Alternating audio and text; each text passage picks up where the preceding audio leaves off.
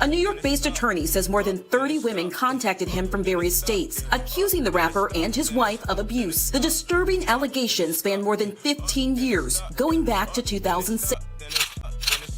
The accusations are dark. Forced drugging, kidnapping, rape, and intimidation. And the accused are some of the most well-known figures in Atlanta. Clifford Harris Jr., known as T.I., and his wife Tamika Harris, known as Tiny. Through all the different strip clubs in the city, Blue Flame. So if you don't have a bone of love and or compassion in your body for the same people that made you who you are, we got something for y'all. Oh baby, this is slow, but it's gonna be for sure. This is slow, but it's gonna be for sure.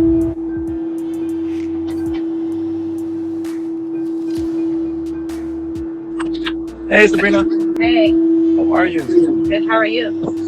Just finished working. Well, part one of my day. Part one. Yeah, I'm doing a little midday realignment ministry. So, you want to tell everybody how we met? Yes. Hold on. Let me close my curtain so there's no glare. So it's a very, very interesting story. In 2019, I just started my practice. I was 2 months in. I was very, very nervous, but I got an opportunity to go to Forbes and to present myself as an entrepreneur in a room full of entrepreneurs. I got there early because I was very nervous, and when I got there, Sabrina Peterson was already sitting there. So she had beaten me, who I'm always the person in the room. Sabrina was already in the room, sitting, relaxing at a table by herself. And I sat at the table across from her, and she invited me over. And, she was asking me about my background and who I was and all that stuff. And, she can see my nerves shaking because I was trying to write down notes of what I would say. And she said, keep calm, be confident in yourself. And she really spoke into me. No professor has ever spoken into.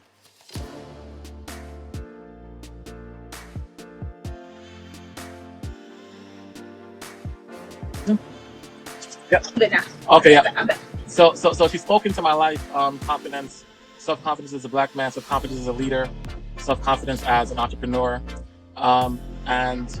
It really struck a chord, and we exchanged numbers. I told her about a couple of cases I was working on. She even offered to come to New York and to start a movement based on one of the cases that I was working on, because that's what she does. She believes in advocacy. She believes in making sure that people are held accountable for the wrong that they do.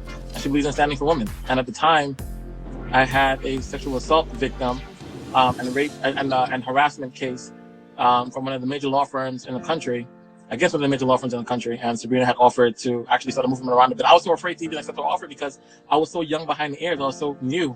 And, she really, really spoke some confidence into my spirit, which set me on a path to where I am today, where I'm like a mini Sabrina, in the sense that I'm very much fearless on the side of rights, and I will stand up against whomever is standing in front of me. I don't care who you are. I don't care how much money you have.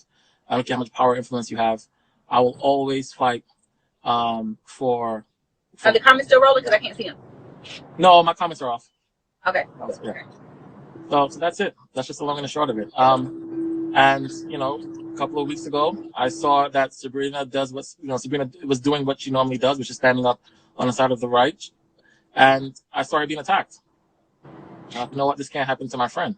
And I reached out to her to ask if she needed some help, or just show her my support. And she said yes, and then that's how the ball started rolling. And 30 plus phone calls later, and 11 retained clients, we are where we are today. And I think that we are going to make some serious changes within this industry because we're going to hold a lot of people accountable for their actions. And that's it. I'm proud of you. Listen, I'm more proud of you. Yeah. How did today's situation go? Did she go to the place? She's actually going tomorrow, 2:00. It's already set up. So, not to give away any secrets to on your 172 viewers on your live, but we may have an announcement to make later on this week again. So, this is a never-ending story, and the ball keeps on rolling. So, yeah. But the work doesn't stop. The work must continue. We got to make sure we stand up and we protect our black women. That's it. Another victim, right? Yeah. But I have to do my due diligence. We have to work through the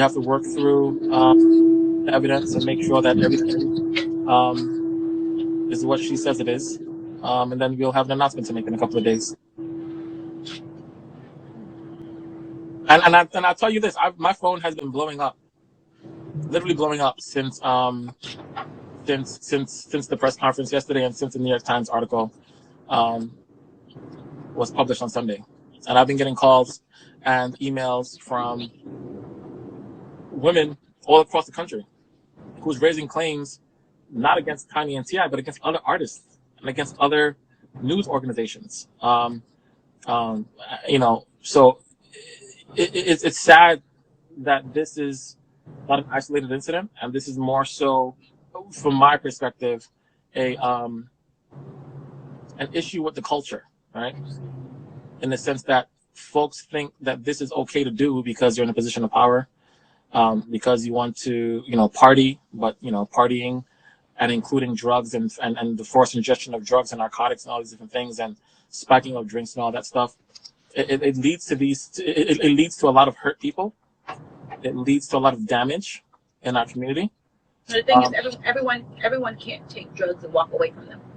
Exactly. Because like I said yesterday, that's why drugs are drugs, right? That's why drugs are addictive. That's why it's a whole campaign on don't do drugs. Yep. Everyone can't do cocaine one time. Everyone can't do Molly one time. Everyone can't just, many of us have had aunts and uncles and dads and family members that have been strung out on crack and heroin. A lot of people can't just do that one time.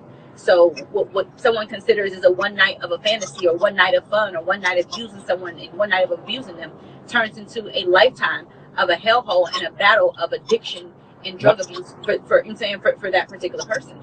And when you have power and when you have a position in life and when you have a face card, you should know not to use that in any way, shape, fashion, or form negatively. Yeah, no, you're right. And that unfortunately is the case. I mentioned that a little bit briefly yesterday during a press conference. Is the fact that some of the women that came forward and some of the women that I am representing actually had succumbed to addiction at some point in their life shortly thereafter the experience that they had with the Harrises. And some of them were able to bounce back quickly, maybe a couple of months, maybe a year, maybe a two, and some of them took years, because like you just said, you don't know the impact that drugs or narcotics will have on a particular individual. You don't know how their body's going to react to it. You don't know what their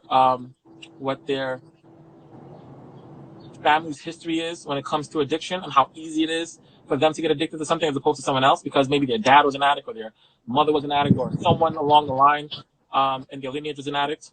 So, what you're viewing as momentary fun can lead to, like you just said, a lifetime of hell for a lot of people. There's a thing called cultural responsibility. Yep. And I always deem myself to try to be as culturally responsible as possible, right? So even during the pandemic, as much as I wanted to go out and do things of that nature, I found myself to be culturally responsible, meaning that I'm not going places where there are large parties and X, Y, and Z, because there may be a woman that just is saying that is in such alignment with me that she says, shit, if Sabrina doing it, then I'm gonna do it. Yep. And so there's a lot of things. There's just certain things you don't do when you have children. There's certain things you don't do when you have an audience. There's certain things you don't do when people look up to you. There's certain things you just don't do. And as God gives you those different gifts in life, whether your audience is just your children. There's even me, I'll have a glass of wine, and once I have a glass of wine, I get in the passenger seat. Yeah. I may have started off driving, but once I've had me a glass of wine or two glasses of wine, I get my ass in the passenger seat, because I realize that although I think I can handle it, with my repercussion, there's a little person that's 8 years old that every single decision I make in life affects his existence. And so when you think about that, whether your audience is an audience of one child or your audience is an audience of 10 million, you have to be culturally responsible for those that are looking at you, whether it's your neighbors next door, your people down the street, X, Y, and Z. So that is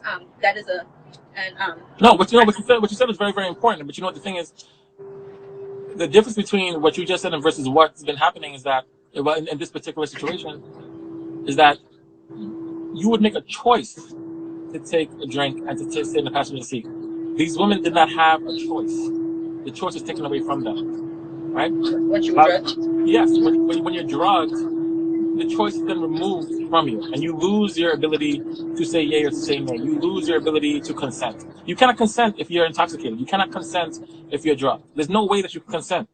If someone removed, and then in particular, if the person who you're accusing of violating you was the individual that supplied you with the narcotics, that's another layer on top of this that hasn't even been considered. Whatever we ever have done has been done with consensual adults. Back in January, the recently turned activist posted a video on Instagram addressing allegations that began to surface online. We ain't never forced nobody. We ain't never drugged nobody against their will. We ain't never held nobody against their will. We ain't never made nobody do anything. In a letter sent to Georgia Attorney General Chris Carr, attorney Tyrone Blackburn asked for criminal charges to be investigated against the couple. Blackburn says his office has retained 11 women, 6 of them Georgia residents. He says although the women do not know each other, their accounts of sexual abuse are eerily similar. In one claim from Jane Doe 1, Tiny handed her pills and told her to swallow them. She passes out and wakes up the following morning naked. She was bleeding. T.I. and Tiny continue to deny the allegations.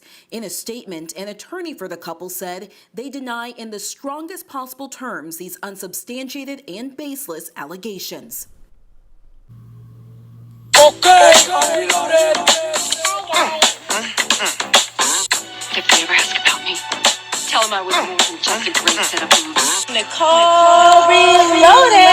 Mommy, and make a big thumbs up and subscribe.